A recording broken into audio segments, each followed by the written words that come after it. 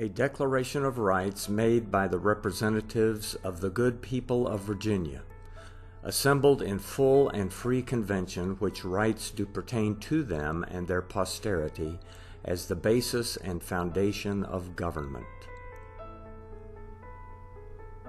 Section 1.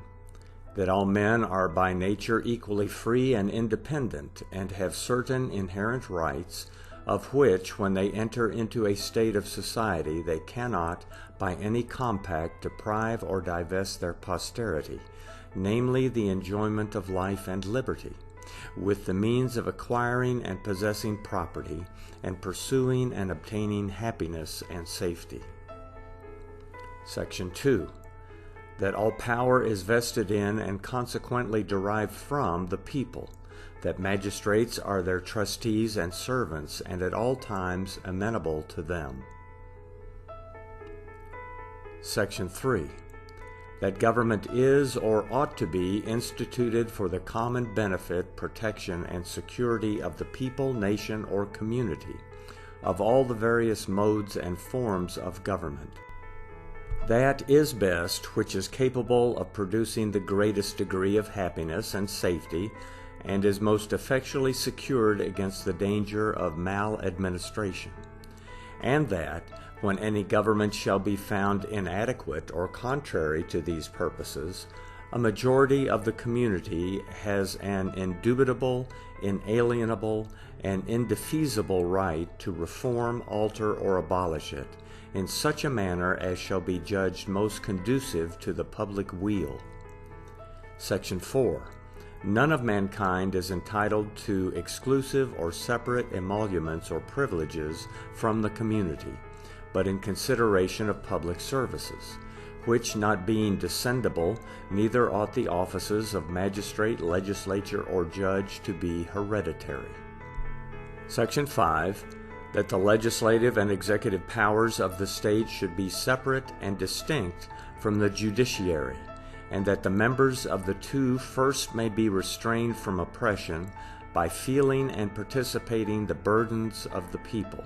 They should, at fixed periods, be reduced to a private station, return into that body from which they were originally taken, and the vacancies be supplied by frequent, certain, and regular elections, in which all or any part of the former members to be again eligible or ineligible, as the laws shall direct. Section 6. That elections of members to serve as representatives of the people in assembly ought to be free, and that all men, having sufficient evidence of permanent common interest with and attachment to the community, have the right of suffrage and cannot be taxed or deprived of their property for public uses without their own consent or that of their representatives so elected, nor bound by any law to which they have not, in like manner, assented for the public good. Section 7. That all power of suspending laws or the execution of laws by any authority without consent of the representatives of the people is injurious to their rights and ought not to be exercised. Section 8. That in all capital or criminal prosecutions, a man has a right to demand the cause and nature of his accusation, to be confronted with the accusers and witnesses, to call for evidence in his favor, and to a speedy trial by an impartial jury of 12 men of his vicinage, without whose unanimous consent he cannot be found guilty, nor can he be compelled to give evidence against himself, that no man be deprived of his liberty except by the law of the land or the judgment of his peers. Section 9. That excessive bail ought not to be required, nor excessive fines imposed, nor cruel and unusual punishments inflicted. Section 10. That general warrants whereby an officer or messenger may be commanded to search suspected places without evidence of a fact committed, or to seize any person or persons not named, or whose offense is not particularly described and supported by evidence, are grievous and oppressive and ought not to be granted. Section 11. That in controversies respecting property, and in suits between man and man, the ancient trial by jury is preferable to any other and ought to be held sacred. Section 12. That the freedom of the press is one of the great bulwarks of liberty, and can never be restrained but by despotic governments. Section 13.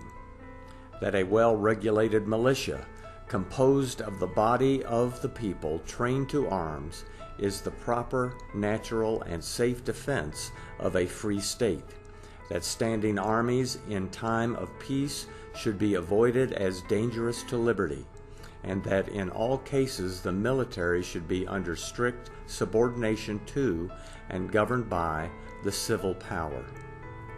Section 14.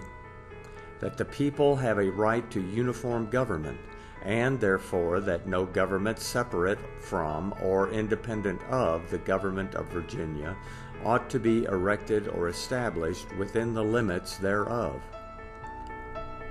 Section 15. That no free government or the blessing of liberty can be preserved to any people but by a firm adherence to justice, moderation, temperance, frugality, and virtue, and by frequent recurrence to fundamental principles. Section 16. That religion or the duty which we owe to our Creator, and the manner of discharging it, can be directed only by reason and conviction, not by force or violence, and therefore all men are equally entitled to the free exercise of religion, according to the dictates of conscience, and that it is the mutual duty of all to practice Christian forbearance, love, and charity toward each other.